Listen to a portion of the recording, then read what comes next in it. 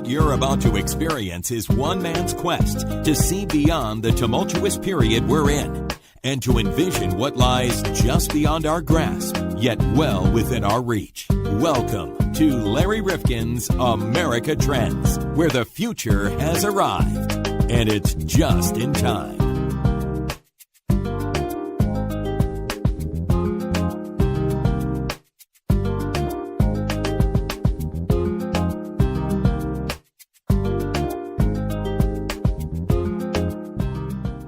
Welcome back to America Trends. Larry Rifkin and John Krofzik making our way in this vast internet world. You know, John. You better take it. I don't really feel like doing this right now. Oh, you get on the floor and give me 10 push-ups. That's the way I feel about what we're about to explore. Now, we try to exercise your brain on this podcast, but this episode requires some physical exertion too, John. Oh, no, not physical. Yeah. Work. Remember Dobie Gillis? Yeah. Work. Well, Dobie Gillis, some people out there going, what? Yeah, that is ancient history, TV history. Google I'm sure that. you can find him on YouTube. Yeah. But he was a great character. He was. Great character. Very funny. Bob Denver, right? And then he gave us another classic. Yeah, there you go. Gilligan's Island. Yeah. He had two classic characters. Well, we're two classic characters. And we have discovered through our laborious research arm here at America Trends that we have a laziness epidemic that is threatening the longevity of many who are listening to us right now. Wow, that's scary. Many in their middle age. Now, Yeah. some people thought, well, we begin to slow down in our 60s or 70s. There are a lot of people who never speed up. I mean, they sped up when they were in high school, and they haven't really lifted a weight or run a mile since. Right. They've been lifting kegs, but that's about it. So, health bosses, as they are called in the United Kingdom, say that 45% of us over 16 are so lazy, John, so lazy, they say sedentary. How lazy are they? Well, that we do not manage even to get a health-boosting 10-minute walk in a day. Wow. Now, do you have one of those step counters? Do you have? You know, I had one. I got to start wearing it again. We had a little competition. But you're too in the lazy house. to tie it on But every I day? was just too lazy to put it on. No, but do you ascribe to that whole notion of 10,000 steps a day? Well, I subscribe to the notion that, you know, the more you move, the better it is for you. I don't know if you necessarily have to do 10,000 steps, but as long as you're getting your heart rate up at some point, you're good. Well, you know, when you think about it, a 10-minute walk a day, John, to me, seems like a pretty low bar. It is. I mean, just walking around the office, you know, chasing. No, you can't do that anymore. I mean, no, seriously, that seems like a low bar. And look, you don't have to have a sticker on your car proclaiming 13.1 or 26.2. I mean, now, but the ones I really don't like are the ones that really take joy in saying 0.0. Yeah, no, that's not good. No, I mean, come on. You're telling the world, I don't do anything, and I'm proud of it. You're proud of it. No, really. I mean, that's ridiculous. I think the 26.1, though, I think that some of those people look like... Yeah, well, I think, you know, that you got to be somewhere in the middle there. No, that's a great point. You know, my daughter did a couple of marathons.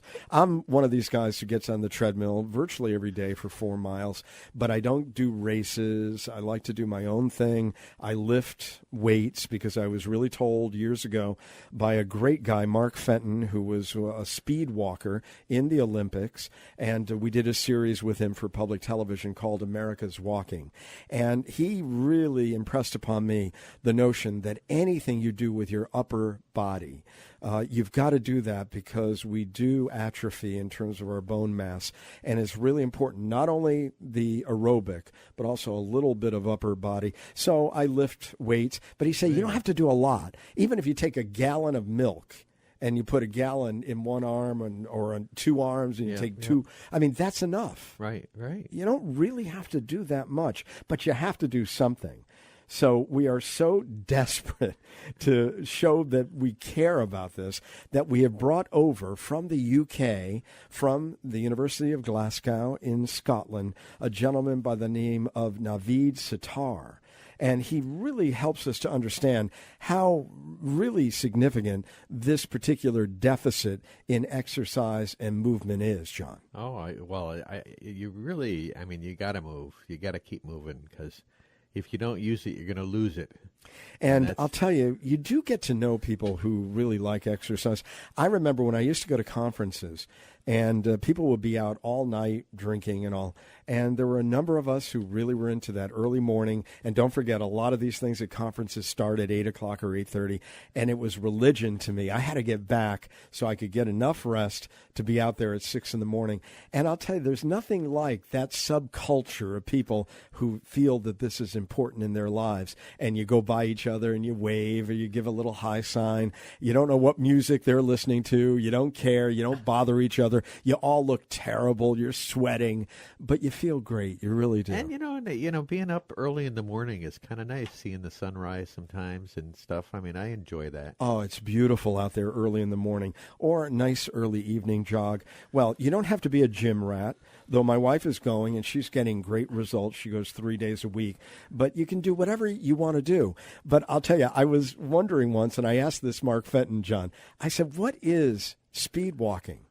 And he gave the greatest analogy. He said, when kids are by a pool and they start running on the side of the pool and somebody says to them, hold on. And so then they start just walking fast, That's exactly what speed walking is. So you can picture that, the kids, and then they slow it down. Well, look, it's really important that we make our cities more walkable. There are a lot of public policy issues that are tied up in trying to fight this laziness epidemic. And you see it. You see where a lot of these urbanites walking everywhere, biking on those city bikes, whatever it may be.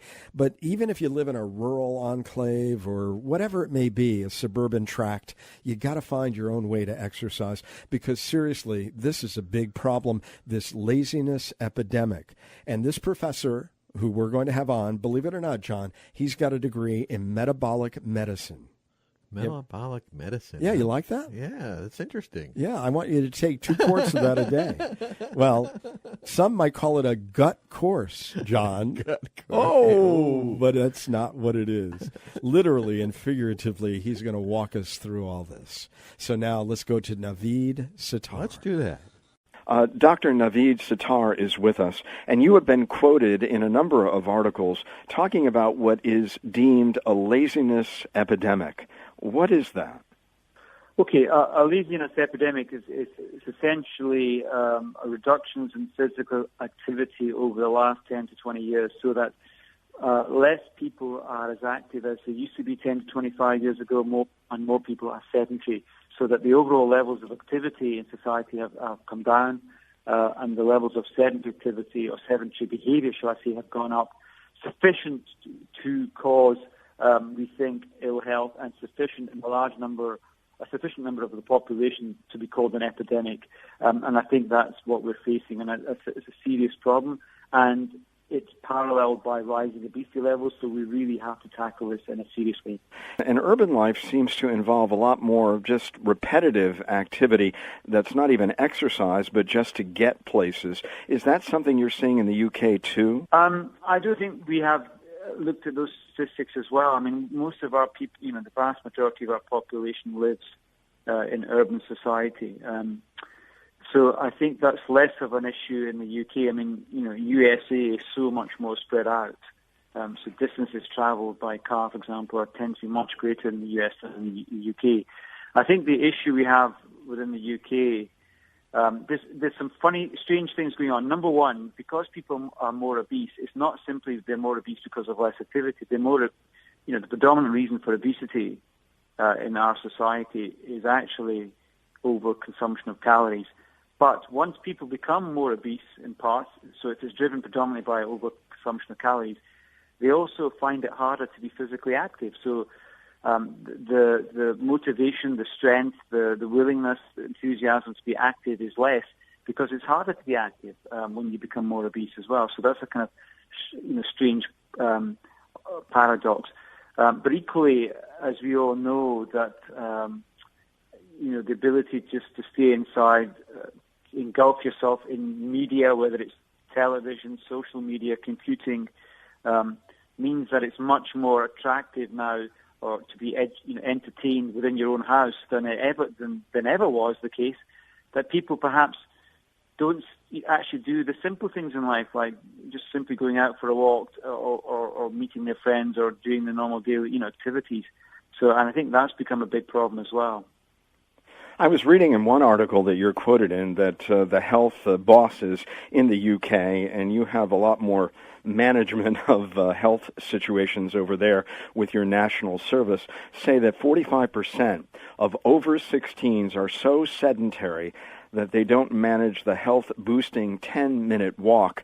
Is part of this that we get a lot of mixed messages about how much physical activity is necessary in order to be healthy? Some people will say, well, it's only an hour and a half a week, or others 10 minutes a day, or whatever. Do we really get the signals correct in terms of what is required to stay active, or at least to keep the cardiovascular system moving? I think you're partly correct. The message is, to some people, if you make the bar, apparently too high, 150 minutes sounds quite a lot. But the reality is that's only 30 minutes a day, which can be accumulated in lots of small bouts. But I think the reality is, because we are not as active as we used to be, the health bosses within the UK have effectively said, look, for those who are completely sedentary, even aim for 10 minutes per day. Even that, if you walk 10 minutes per day for brisk walking, will gain you health benefits. And if I was to say to people listening, I think the best way to try and gain physical activity is to have to do it in your commute to work, or any opportunity from within your place of work to engage in activity. So, for example, if you during your lunch break, instead of just staying in your office, go and take a walk and buy lunch somewhere else. And equally, if you work up several flights of several floors up, don't take the elevator. Push yourself to take the stairs even once or twice a day, so that actually just by doing simple things, getting back and forth to work or engaging in activity during your work, can actually accumulate plenty of time of physical activity. And those small pieces of activity add up and can make a difference. So in fact, I do that during my daily routine. I feel lousy if I don't actually either walk or cycle to work every day and cycle back.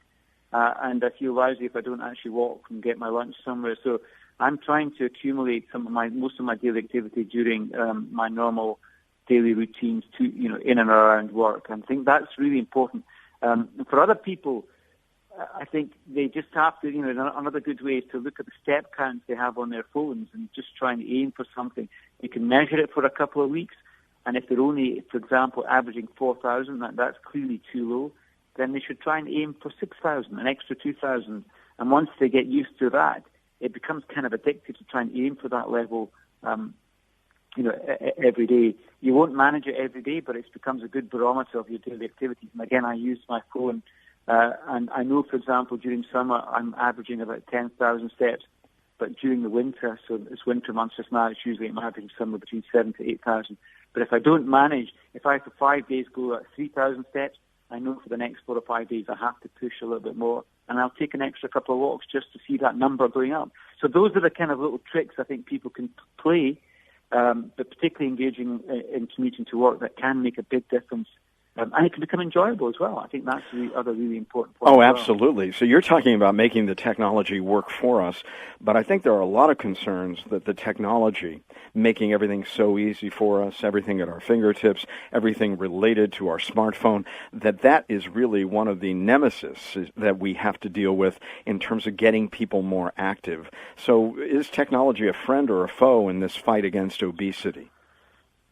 Yeah, no, I think you make a fantastic point. I'm increasingly worried about the internet and technology. I think all of us who are parents worry about our children's excessive use of technology, whether it happens to be Facebook or Snapchat or Instagram, whatever, constantly communicating with their friends rather than going to see their friends as they used to, just walking a few blocks to see your friends. You're just spending more time actually just communicating every few seconds on your phone.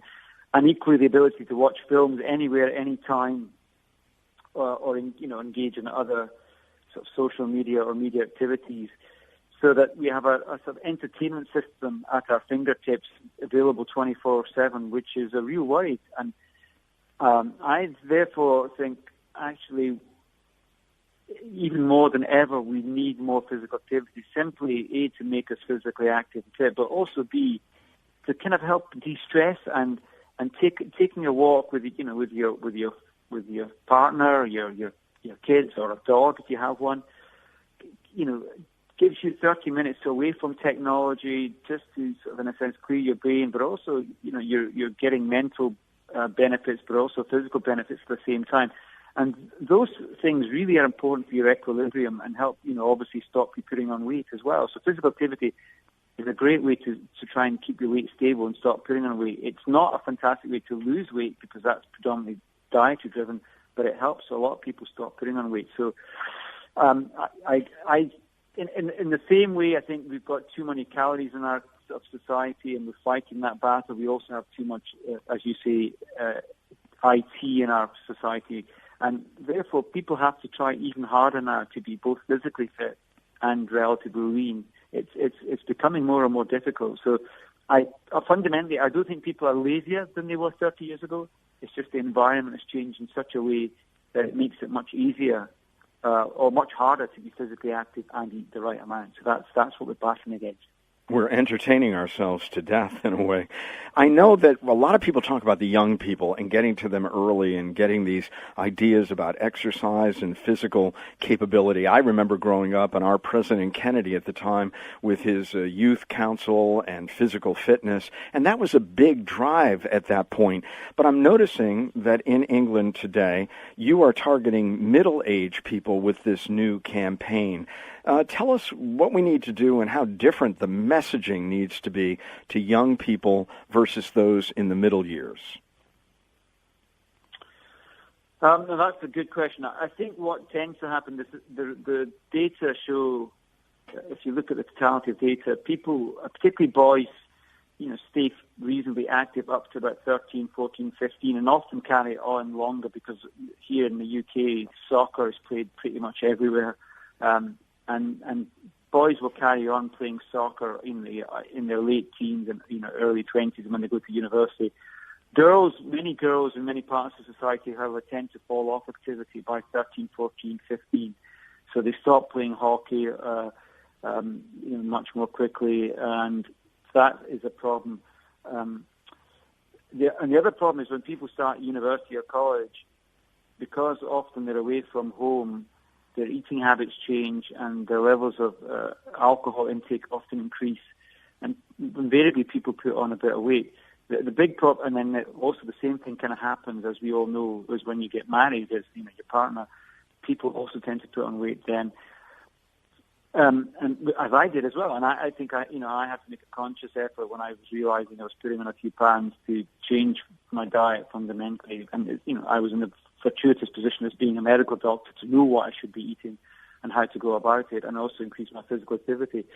And I think the message, really, people listening, is if you don't use it, you're going to lose it. So in a sense, for physical activity, finding things that you enjoy, that you love, in addition to commuting to work, if you can, is what people are going to stick at. And so the message for middle and for young people is get them to, for example, experience a range of physical activity in sports, and find the 2 or 3 things that they enjoy, because those are the things that you're likely to sustain. So for me, I love my bike. I also play soccer once or twice, usually not twice a week anymore, but once a week. Other people will enjoy swimming or running or tennis. In the US, it could be just playing basketball with your friends. But finding activity, 1 or 2 activities that you really enjoy, is what you're likely to sustain. And trying to engage those activities, making time for them during your midlife, is really important. A, it's social. You get to meet your friends. B, you're getting physical activity to help you stop putting on weight. 3, you're de-stressing yourself, as it were. Helps mental function. And actually, those are the really important messages. And there's another message. If by the time you get to 45, 50, 60 and you stop being physically active, you will more quickly lose your muscle mass, i.e. your engine. Your engine will start to shrink quickly. And it's really therefore important as you approach your 40s and 50s, start being physically active. And actually to stay the same weight, we have to increase activity a bit more because our basal metabolism tends to decrease. So those brisk walks, commuting to work, playing the occasional game of soccer or basketball or swimming or cycling or walking or taking your dog out in a habitual way can be enjoyable and gives you huge health benefits. So those are the messages we have to get across. And I think the final thing I would say is that we can, social media has kind of got us there, but I think we need to have clever ways where we can actually try and use it to get people together to do activities together, because the activities that we tend to also enjoy are the ones we do with our friends. And maybe, social media can be used to help, group walks, for example. But I think that's, something that people are testing at the moment, but we haven't got a really good answer to these things actually at the moment. It might be good if you tell us what benefits us in terms of our heart rate when we're talking about a brisk walk. I recall a gentleman, I was involved in public television here in America, and we did a series years ago called America's Walking, and people couldn't believe that we would do a series about walking, but we used that as a metaphor for activity and enjoying and exploring the outdoor world and the like. But I remember him saying that you're involved in a brisk walk if you're doing what we yell at kids about when they're at the side of the pool and they're running too much close to the pool and you tell them to slow down, sure. You know that's a brisk walk. What is a brisk walk that really benefits our heart rates? So a brisk walk is when you're walking sufficient speed just to feel slightly out of breath. So, a gentle walk, you can engage in an easy conversation with your friend or your partner, but a brisk walk is when you're slightly out of breath. You can still engage in a conversation, but you feel as if you're breathing a bit faster than normal. And by that process, that means you're pushing your cardiorespiratory system a little bit extra beyond the normal kind of gradual walk. And the benefits, as you see, are huge. As a simple example, if you have a nice, lunch with quite a lot of, say, sugar and fat, if you go for a brisk walk soon after, we know, for example, your sugar levels don't go up anywhere near as high as if you didn't. Same for fat levels. If you have a fatty meal, but if you engaged in a long, say, a decent brisk walk, 2 or 3 hours before, or even the evening before, you will clear that fat from your blood much quicker. And as we all know, a really other good barometer in people who are otherwise healthy, not on tablets, of your cardiorespiratory, your cardiovascular system is your heart rate. People who tend to be fit and active tend to have slightly lower heart rates, assuming that none of them are on medications, than people who are not as fit. So your heart rate is a good barometer of the capacity of your heart and your lungs to move that blood around your system in an efficient way. So those are the kind of things. And I think also in a brisk walk, your heart rate will go up just in the sense that you're moving, you're having a dynamic push of all your blood systems, your metabolism is being engaged, so that there's multiple benefits going on in a variety of body tissues, as it were. We're very concerned in the U.S. about the cost of prescription drugs and health care overall. And I notice that Public Health in England is very involved in this campaign to get middle-aged people walking and more active again. How much more does Britain care about this than the United States? Because you're collectively involved in the payment of all of the health-related, illnesses that come because of not having an active lifestyle and poor eating habits. No, you're right. So I think Public Health England clearly is funded by the government. The government also funds the National Health Service. So it recognizes that to try and avoid people developing more obesity and therefore more diabetes and also more cardiovascular disease at young ages, we need to get the nation fitter and more active. And therefore it helps resource Public Health England to push these initiatives. Now, the reality is whether they make a meaningful difference is a different question, and I think that needs to be evaluated. And, the other factor is maybe the big changes in societal food culture and in IT are so strong and dominant that anything we try is really going to be like, appear into insignificance compared to the big adverse things that are happening in society that we have to push against, if I was to put it that way. And as you know, in the UK, our obesity levels are one of the highest in Europe. We're starting to approach, levels in some parts of the UK to the levels that you have in the US. So it's a huge concern for us. And whether we can really get those messages across to society in the way that really helps people make differences is a big, big question. It's not enough just to say to people what they must do. We have to find other clever ways to encourage them to do it. Now, whether that's carrot or stick, I don't know. It's probably more carrot rather than stick. But even how we do that, you can't physically force somebody to get off their backside and walk to work, for example. So I don't know how we do that. The messaging is, should be made simpler. But how we actually make this happen, I don't know. Maybe, there are other things going on in terms of improving cycle lanes, for example, in the UK. There's a huge push now to do that in several cities. And those kind of combinations will make a difference. UK, unlike the US, we have much smaller distances to commute to get to places. So the reality of walking places and cycling to work can be done. And there's a lot more cycles available in many, many cities that people can easily pick up and rent. A very cheap cost to keep, go from A to B. And those kind of initiatives, I think, will make a difference over time. But overall, I think there are small changes. We need to speed it up. But at least we're going in the right way, I think. But it's going to take a long time.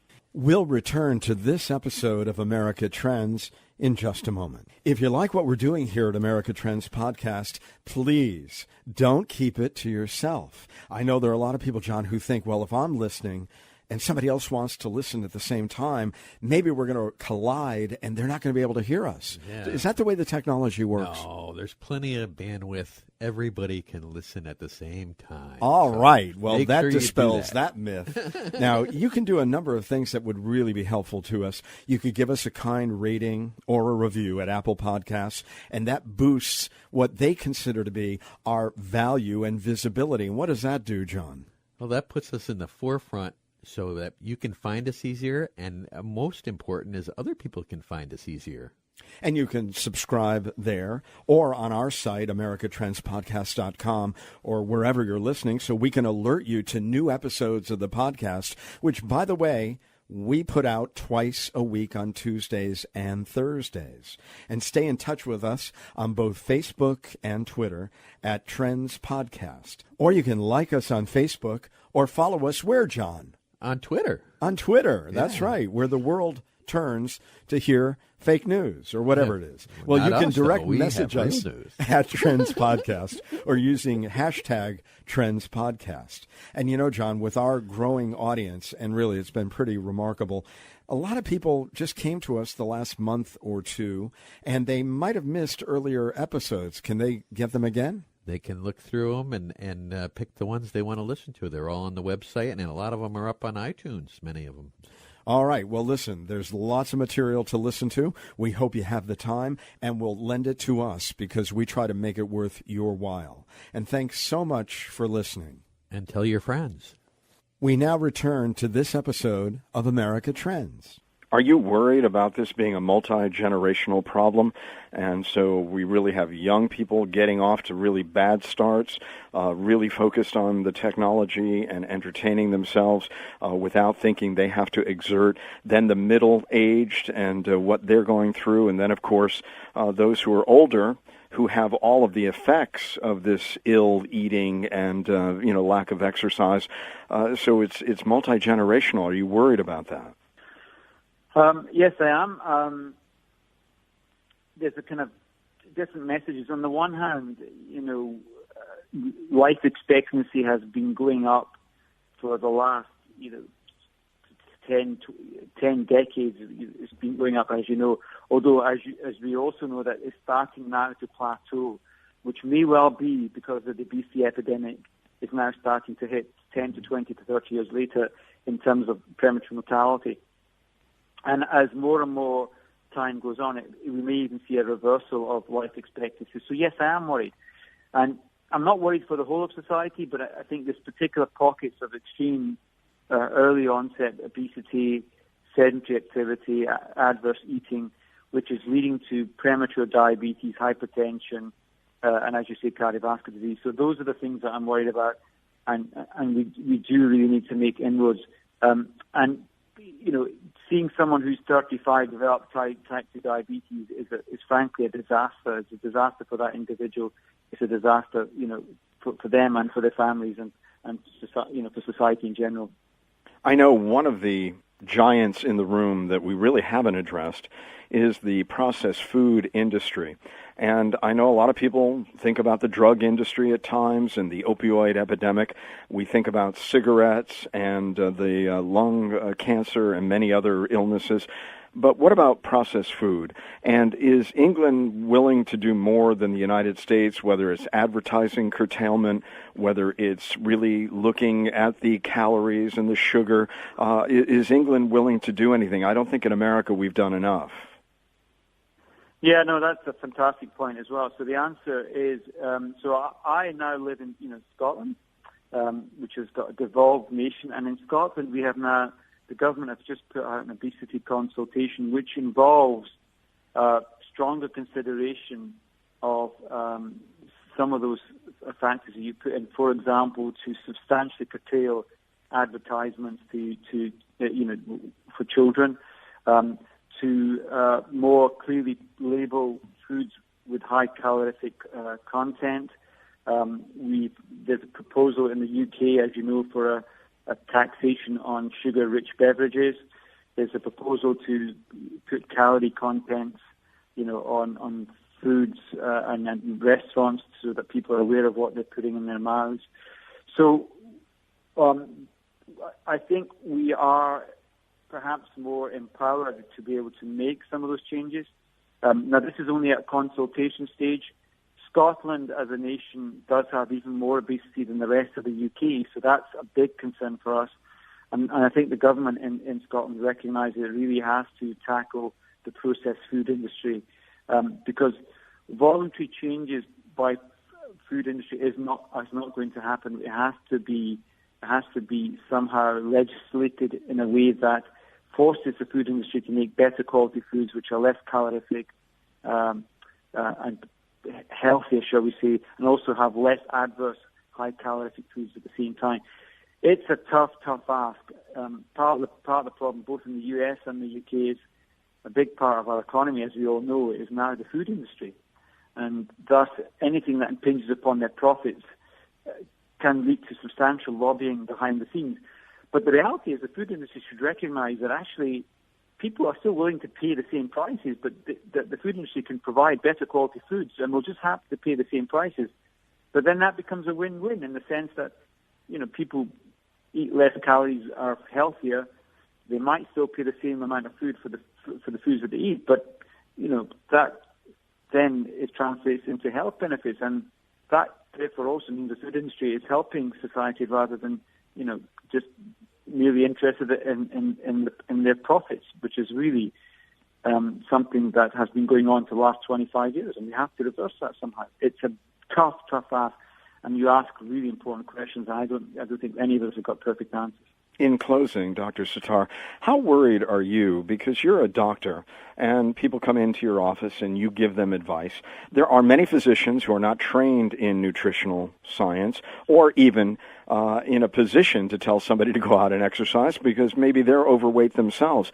But I mean, in terms of how much we are self-inflicting these things as a society or industrialized nations, what would you say? I mean, because I know that doctors are oftentimes reluctant, really, to spoon out the difficult medicine that's required because it's in our hands, but we're not necessarily told that we've got to take these changes seriously. Yeah, no, you make it's a very good point. I would tell you that actually we've been doing it wrong. I think the days of physicians simply saying to their patients, you must do X and Y, have gone. The reality is, for individuals to fully understand what they need to do, first of all, we have to tell them, here is the roadmap to improved health. So, for example, somebody comes to my clinic, they're clearly overweight, they have a problem linked to their obesity, for example, fatty liver disease, or their sugar levels are suggesting that they're at high risk for diabetes. My job now is to tell them, look, clearly, if you were to lose a few pounds, you will substantially reduce your risks for developing diabetes, or your fatty liver will resolve. And the way to do this is the following.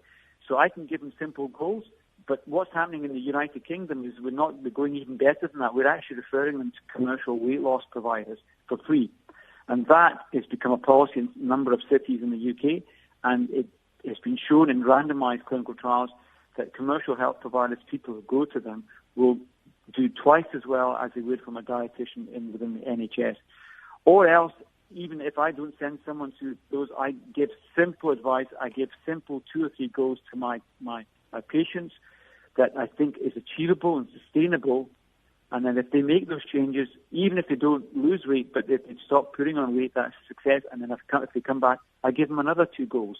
And the goals would be, for example, cut out sugar-sweetened beverages and replace by diet drinks or water would be number 1, for example. Or else, cut out taking lots of white bread, replaced by brown bread, or have a high-fiber cereal instead of the other cereals or other types of breakfast you have. So I give them a range of potential options, and they can pick what they would like to do first and foremost, and then they can try and embed it and sustain it. And of course, the big option would be to reduce the snacking of high-dense calories and replace them with a bit more fruit and a bit more vegetables, during their lunch or whatever. And again, we have to tell them exactly what they should be doing rather than just telling them you must lose weight or you must become physically active. And we must also be empathetic with our patients. We should not be talking down to our patients. It's a team effort. So my job as a physician, I think, would be to help educate a lot of my colleagues around the world and say this is how we should be doing it. And we as a community should start to speak with one voice with the consistent messages that have been proven to work. And I think that's the job that we have to do over the next 5 to 10 years to help our patients and to help ourselves as well. Thank you very much, Dr. Sattar. Talking about the laziness epidemic on AmericaTrendsPodcast.com.